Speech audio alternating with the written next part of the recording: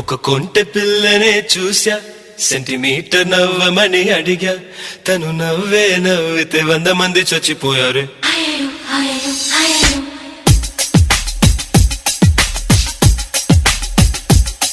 ఒక కొంటె పిల్లనే చూసా, సెంటీమీటర్ నవ్వమని అడిగా, తను నవ్వే నవ్వితే 100 మంది చచ్చిపోయారు. బాబు బాబు బాబు బాబు.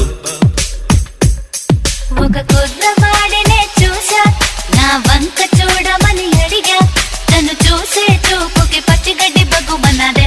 అయ్యో అయ్యో అయ్యో బాబు